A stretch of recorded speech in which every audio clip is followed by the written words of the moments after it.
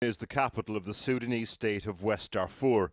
It has about the same size population as a city like the city of Janina in Darfur, Sudan, has been here before. This is not archive footage of the genocide which started 20 years ago, though. This was shot on a smartphone yesterday. The person filming says the military vehicle and the charred corpses inside belong to the Rapid Support Forces, one of the two armies fighting over Sudan. The fear has been that the military feud would spark wholesale bloodletting along ethnic lines. In this city, the nightmare scenario has already begun. We've spoken to several people on the ground in Janina over the last 24 hours. They told us that yesterday alone, over 100 people were killed across at least 6 locations in the city. Just behind this door is a street, and sometimes you hear also there are some criminals are walking. Everywhere is looting is there, and you can be shot dead if you resist to give anything. This man works for a humanitarian organization in Janina. Several members of his extended family were killed yesterday.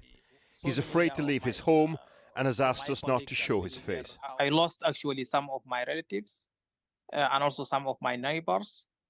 I have my cousin injured, and also my sister's son also being killed. There's already a troubling pattern to the killings in Janina. RSF and Arab militia target displaced ethnic African Sudanese who've been congregating in various places inside the city. Then other militia and armed civilians respond with revenge attacks on RSF troops and their allies. Into the mix, a criminal element, and the cycle of ethnic violence gathers momentum. El Janina is the capital of the Sudanese state of West Darfur. It has about the same size population as a city like Blackpool in Britain. The RFS and Arab militia have been targeting temporary shelters where internally displaced people have been gathering. So, for example, the video from earlier was filmed on a street called Jamarak Belnos.